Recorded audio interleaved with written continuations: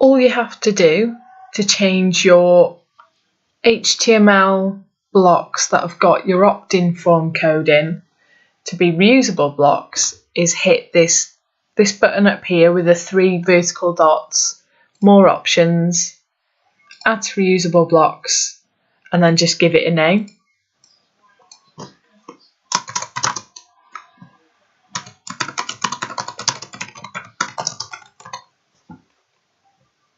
Click save.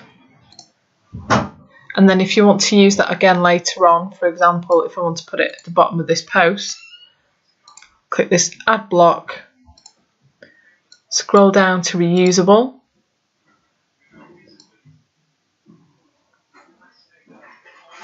and here's my MailChimp opt-in form, and there we go, it's added to the page.